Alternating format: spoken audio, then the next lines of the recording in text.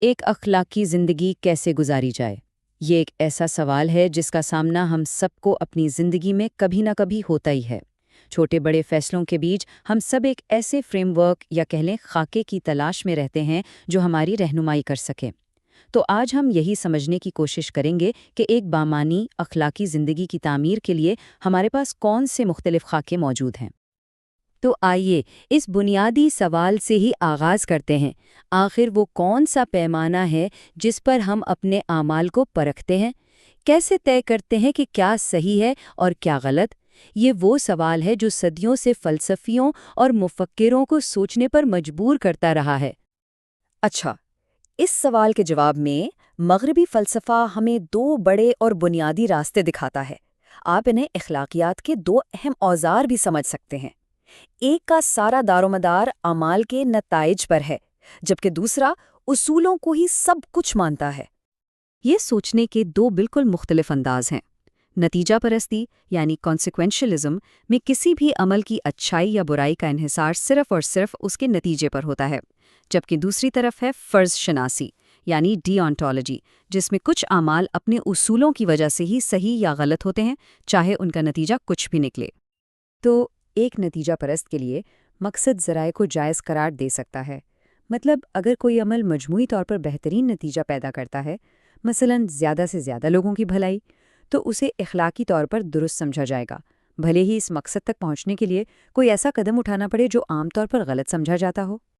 افادیت پسندی یا یوٹیلیٹیرینزم اس کی سب سے مشہور مثال ہے۔ یہاں حتمی مقصد ہے مجموعی خوشی کو زیادہ سے زیادہ کرنا۔ کوئی بھی فیصلہ تبھی اخلاقی کہلائے گا جب وہ سب سے زیادہ لوگوں کے لیے سب سے زیادہ خوشی اور کم سے کم تکلیف کا باعث بنے۔ اب اس کے بالکل برعکس فرض شناسی میں ساری توجہ اخلاقی ذمہ داریوں اور فرائض پر ہوتی ہے۔ مثال کے طور پر وعدہ نبھانا ایک فرض ہے۔ ایک فرض شناس کے مطابق ہر حال میں وعدہ نبھانا چاہیے، چاہے اسے توڑنے سے بظاہر کوئی بہتر نتیجہ ہی کیوں نہ نکل رہا ہو۔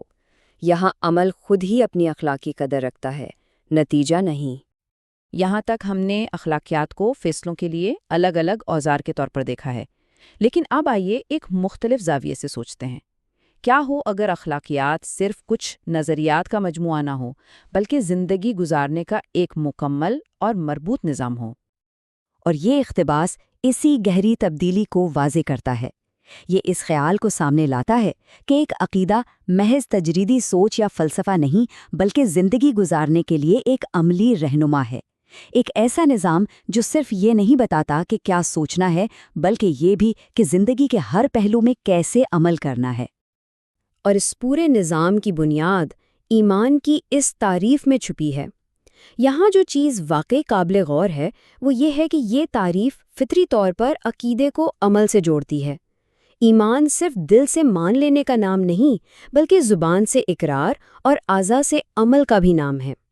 یہی وہ نقطہ ہے جو اس سے ایک محض نظریے سے ایک حقیقی عملی نظام میں بدل دیتا ہے۔ تو جب عقیدہ اس طرح عمل سے جڑ جاتا ہے تو اس کے حقیقی دنیا میں کیا اثرات ہوتے ہیں؟ آئیے دیکھتے ہیں کہ یہ عقیدہ پر مبنی نظام ایک فرد اور پھر پورے معاشرے کی زندگی پر کیسے اثر انداز ہوتا ہے۔ انفرادی سطح پر یہ عقیدہ انسان کی شخصیت اور کردار کو سنوارتا ہے۔ یہ صرف اخلاقی ہی نہیں بلکہ روحانی ترقی کی بھی حوصلہ افزائی کرتا ہے۔ جب روزمرہ کے کاموں میں خدا کے خوشنودی کا تصور شامل ہو جاتا ہے نا، تو معمولی سے معمولی کام بھی بامقصد بن جاتے ہیں اور صبر اور استقامت جیسی خوبیاں خود بخود پیدا ہوتی ہیں۔ اور یہاں ایک بہت گہرا نقطہ یہ ہے کہ اس فریم ورک میں اخلاقی زندگی اور ذاتی خوشی الگ الگ چیزیں نہیں ہیں، بلکہ اخلاقی اصولوں پر عمل پیرا ہونے کو ہی مسرت کی کنجی سمجھا جاتا ہے۔ اپنے حواس پر قابو اور خوش اخلاقی ہی دراصل اندرونی سکون کی بنیاد ہے۔ لیکن یہ اثر صرف فرد کی ذات تک محدود نہیں رہتا۔ جب افراد ان اخلاقی اصولوں پر عمل کرتے ہیں تو اس کی لہریں پورے معاشرے میں پھیلتی ہیں اور ایک مضبوط اور مربوط سماج کی بنیاد رکھتی ہیں۔ اور یہ معاشرہ اس طرح قدم بقدم تعمیر ہوتا ہے۔ یہ ایمانداری سے شروع ہوتا ہے جو لوگوں میں اعتماد پیدا کرتی ہے۔ یہ اعتماد خاندانوں میں مہربانی اور محبت سے مضبوط ہوتا ہے۔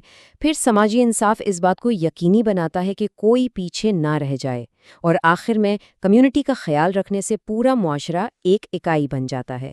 یہ سب ٹھوس عملی اقدامات ہیں۔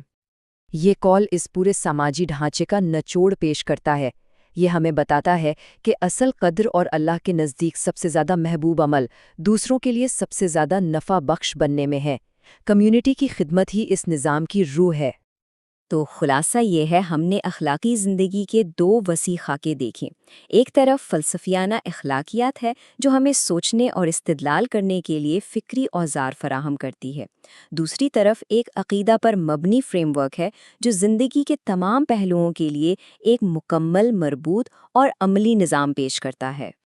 اور آخر میں یہ تجزیہ ہمیں اس گہرے سوال پر چھوڑ جاتا ہے کہ ہماری اپنی اخلاقی زندگی کی رہنمائی کا ذریعہ کیا ہے؟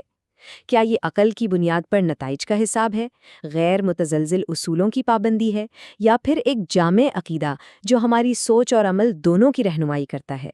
یہ ایک ایسا سوال ہے جس پر غور کرنا ہم سب کے لیے قابل قدر ہے۔